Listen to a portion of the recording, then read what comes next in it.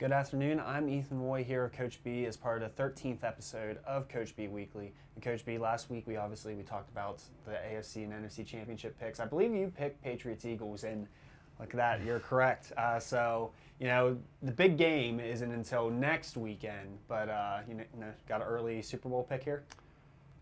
Ooh, yeah, 2 weeks. You're holding me to, so there's a lot that can happen in 2 weeks.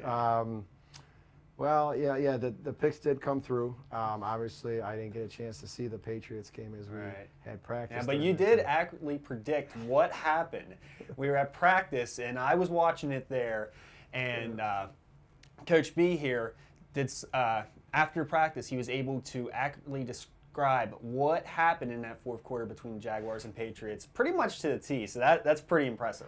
Well, the way I don't get a chance to watch much football, my knowledge is just as a fan, just kind of pick up on things as I can.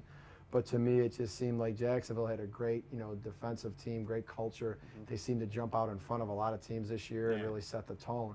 We always talk about setting the tone with us. They seem to really do that, and I think with a lot of teams, they probably would have finished them off. And I figured that they would get up. But you just can't count Brady out. It's hard to. No, so many late drives. I figured that's the way it would be. As we were heading over to practice, I did see that Jacksonville went in early, so I can't take the total credit. But I did picture it that way, and so typical, so Brady-like for him to move the team down the field at the end. And there's a lot of criticism towards the Patriots in general because of some of the things that have been involved with them and with the balls and the cameras and all right. But you gotta sometimes say to yourself, without just being bitter towards not liking them and having your team lose to them or beat them, rival them, whatever. You got to put that aside and really look at it. What I learned after the game was Brady marched them down without Gronkowski. You think about when they played the Steelers and they hit Gronkowski over the middle, they said, oh, that's just because you can't cover Gronkowski. Brady really feeds off Gronkowski. He utilized him in that game, but now he didn't have Gronkowski, and he was still able to move him down the field and score. So you got to give him credit for being amazing and being such a competitor at his age to move him down the field. So, this Super Bowl, I did get a chance to see most of the Eagles game as we were together. Coach Franklin's pretty happy about that. She's really pumped. I mean, I would be too. If I was an Eagles fan, having your heart, involved in a team, like that's your team, and you constantly follow them. All the things about them. It's a great feeling when you feel connected to them as they go into now the biggest sporting event of the year.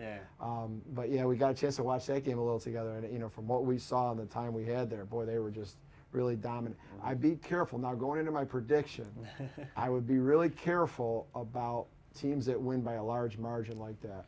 When I was a young kid, I went to a game. I can't stand being out in the cold. But, and living in Buffalo. I say living in Buffalo kind of just goes hand in hand. People think because you're a Buffalo, you're an Eskimo. Being in Buffalo, I said to myself, I remember the game when I was a kid. I went to go see the Raiders and the Bills in the AFC Championship, which were the Bills won the AFC Championship, went on to their first Super Bowl. And I was at that game. I think they won 52-3. And they just ran through, the Raiders like nothing. I mean, they were a step ahead of them the whole game. They dominated the game. It was just a complete massacre. It might be the largest margin of victory, I still think, today. Actually, 62-7 really? Was the Jaguars versus the Dolphins. I remember that game. Yeah, that was Dan Marino's last game. Yeah, that was a horrible day. I think Jimmy Johnson's last game, too, with the Dolphins. I believe so, yeah. But anyways, I remember being at that game, and the Bills won by such a wide range, such a big margin. And I said to myself, learning from that, I saw how the Bills came back in the Super Bowl and played, and they didn't have that edge to them. And so I think that's going to be the big challenge with the Eagles this week, is with this time they have off now, having such a great high of making it somewhere they haven't made since, that 05 with McNabb and Owens. To have such a high there and be able to come back down and be hungry and humble to say, hey, we did a great job getting to this point, but what got us here? How are we going to continue on with this now? And, they're going to have to put some great work in practice. And, when they go out there, understand that, the inexperience that they may have against the Patriots is only going to be that way if they get caught up in the moment. We know the Patriots are used to being there. I'm going with New England. Okay. I'm going to say, the experience wins out again. I'm going to say Brady, all the distractions that they've been talking about, they overcome it. And I'm going to say that just, the fact that they just know how to, whether they get off to a bad start or a good start, they just know how to battle. I'm going to take New England. It's, that's just my gut feeling. Obviously, I don't guarantee anything. It's something that, is going to be earned out there. But that's my projection, is I think that they finish the job and they get the Super Bowl again. All right. You heard here first. Patriots over Eagles here in 2 weeks. Go back to our team here. Pair of road wins this weekend, starting out with a 58-52 win at Wagner on Saturday. Team forced 26 turnovers in that game, but kind of left some open shots there for the Seahawks to kind of take advantage of your defense there. What or how would you really grade your defense in that game? Well, I'm very tough on us when it comes to our defense, because we, it's something that's our backbone. So we definitely didn't get an A. I'll tell you that right now. If I graded it, I would say it was somewhere more towards average. We needed to step it up a lot better with our work ethic and understanding, how we need to keep people from touching our paint. They touched our paint a bunch. Gave up some good looks because of getting caught in rotations and being caught in help a lot and having to run on the perimeter.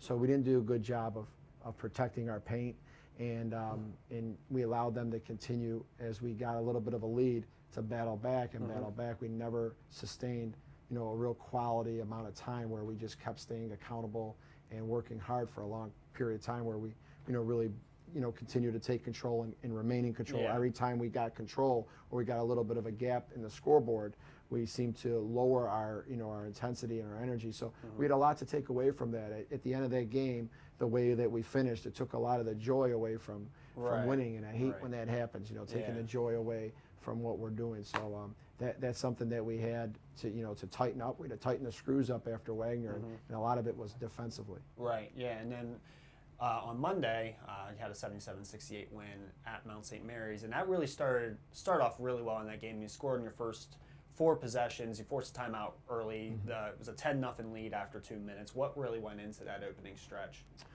Well, I think the mindset coming away from Wagner was big for us. You kind of finished poorly there. And you're like, okay, we got to rebound it. Yeah, we were able to, after a win, focus in on some of the things offensively that we weren't doing at Wagner as well, and put in a good, couple of days work. Now you say you only have 1 day in between, but we had, practice, and then we had shoot around on Monday, and we needed to be good at both of those. When you have limited time, you got to make the use of, the time you have. So we had a good practice on Sunday coming back from the Wagner game, and then we had a good shoot around on Monday.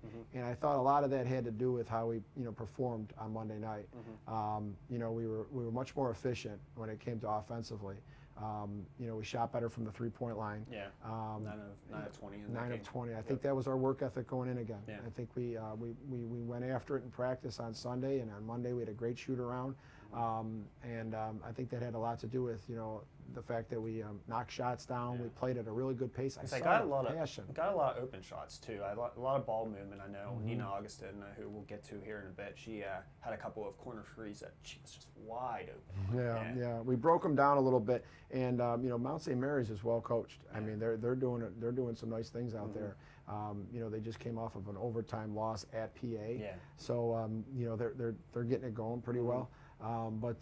We were challenged out there. We really were, and we did a good job of playing efficient and being very passionate. We played free. I thought that was something about the game that was a big story. Is we played very free. When we had an opportunity to attack, we attacked. We set each other up. You said those open threes that had a lot to do with playing free. Finding the open player and creating that rotation issue that we gave to them from time to time. It was a good battle too. I mean, they continued to fight. And that's something that you got to be ready for. Teams aren't just going to lay down. I kept saying they're not going anywhere, guys. At timeouts, I kept saying the only way we're going to continue to grow this lead is if we earn it. They're not going to lay down. They're just going to keep fighting. Especially on their home floor. That just kind of helps them. And you could just see that they had that fight in them. I mean, sometimes you can't lean on something. I mean, they just kept battling, and I give them a lot of credit. They knocked some shots down as well when we got a little lazy on defense. they held us accountable a lot of the time. So it was a good battle out there. I was disappointed we didn't hold them underneath what we're averaging defensively again. We didn't have a good weekend defensively, for our standards. But we were able to put together a pretty complete game as far as battling with a team that was playing pretty well going in, and definitely battled us on that night on Monday night. So it was a good weekend by getting the job done twice. We've got to tighten the screws and fix some things, and hopefully we'll continue to get a little bit better every day. Like I said, defensive standards pretty high. You were top 10 going into last weekend in scoring defense, and after establishing a new record in scoring defense last season, you've now kind of on pace to eclipse that by like 3 or 4 points. So that's the standard is really high for the defense. Now, speaking of something that's made the team pretty successful, that defense, you had the 2 wins over the weekend made you 7-0 in the NEC, matching the program record for the best start in conference play with the 2010-11 team. What has really gone on into this strong 7-0 start? Just focusing each moment. We all have our moments where sometimes we lose a little focus and stuff, but we've been able to snap ourselves back into it pretty quickly. Obviously we had some games where there were some good grinded out games that we had to really battle. Obviously the buzzer beater against PA on that Saturday afternoon. That was something that was a great moment for us that came down to the wire. But even if that ball didn't go in, and even if we didn't win that game, I felt that a lot of the culture has been driven on just continuing to respond. We've had some wake-up calls and some things that we've had to go forward with grace, and we have, and that's always got to be our focus. Is no matter what comes after us, hands wide open with a full heart, and just continue to to stay positive and keep working at it. Take those positive things that we have and keep them, and then continue to go after the things that we're still struggling with, and take it on with joy. Not as misery as I'm not getting something. I'm miserable about it. I don't want to do it. I ignore it. I go into denial. It's knowing what we have to get better at and continuing to get a little bit better every day at it. And if it doesn't come, that challenge is always there. And we always talk about finding the joy in the challenges that aren't easily obtained. Every day you have that challenge. I think Matthew McConaughey made a speech at the Oscars about chasing himself as his hero, just continuing each day to he's never going to achieve it. He knows that. But that mindset of having something always to get better at, to something to do better, that was his own way of kind of mentally being in the right place. With us is we know there's always going to be something on the basketball court that we're going to have to get better at, and it's going to prepare you for that when it comes to life. There's always something you can better at life, and just having those challenges every day and what you're doing is important. So I think we've taken that on very well, and even though we have our moments where we get down or whatever, we've responded and picked each other up. Leadership is always being challenged, and I could see that this team is a team full of player-driven type players right now. They want leadership. They want to do it, and they've been trying hard to put the work in. So, getting out of the X's and O's and all the things we're doing, X's and O's wise, I think the mentality has a lot to do with it. And we got to continue with that. We just feeling like we're the same person the day before, only willing to do a little bit better at what we're trying to master. So.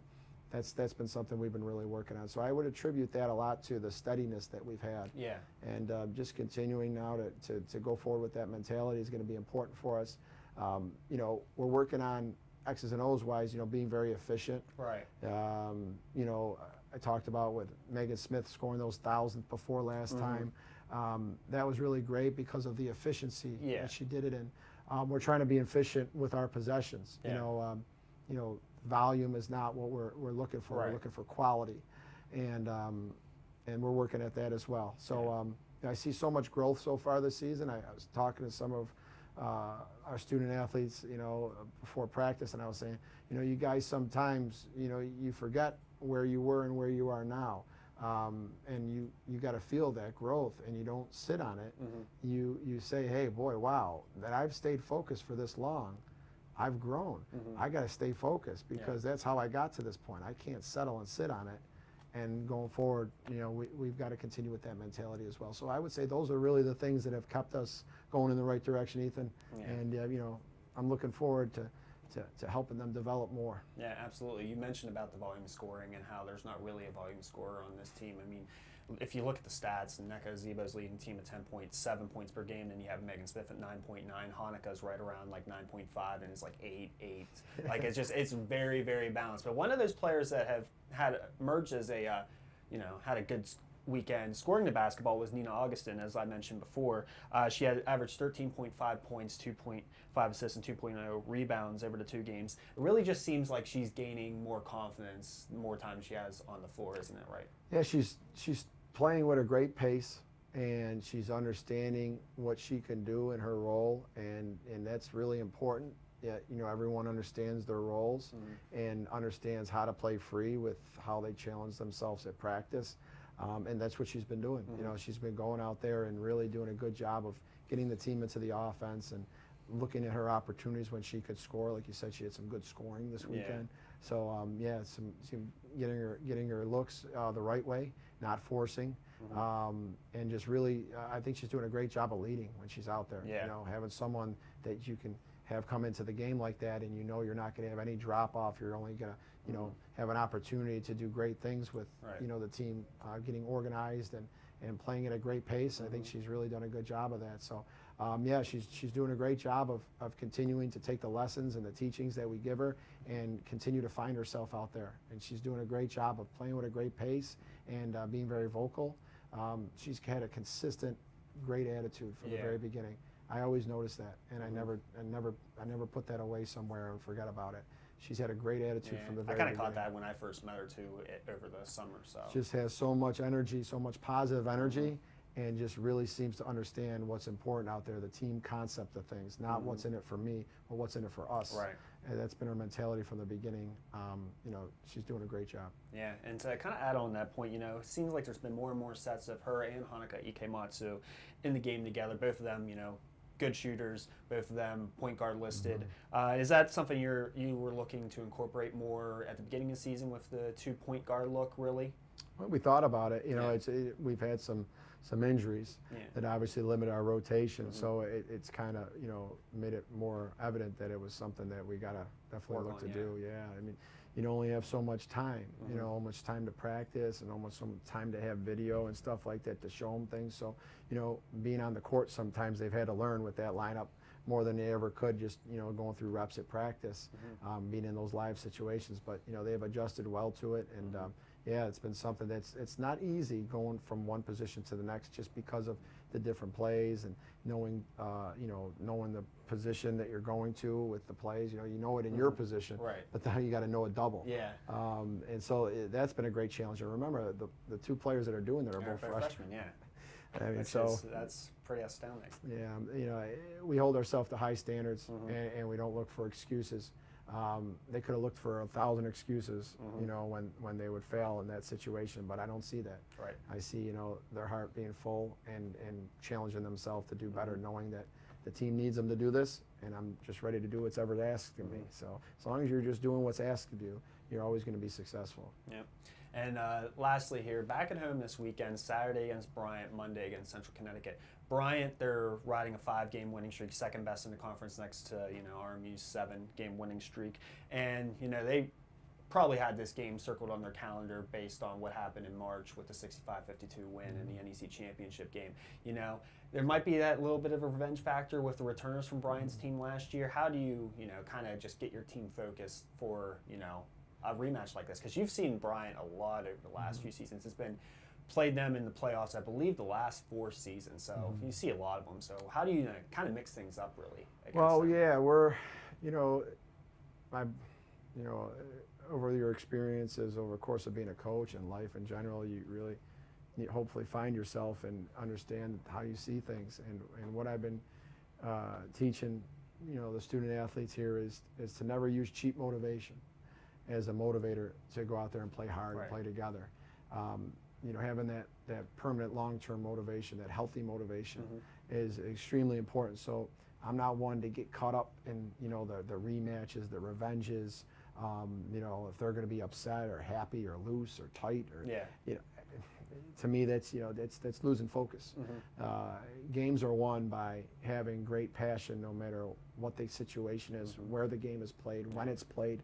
If you're dealt a tougher hand, that passion has to be consistent. And so, no matter who we're playing, we go in with that same mentality, and we challenge ourselves to have that. It's easier said than done. Oh yeah. When you get caught up, and nowadays you have to really be good. You got social media. You got 15 different forms of social media now, I guess.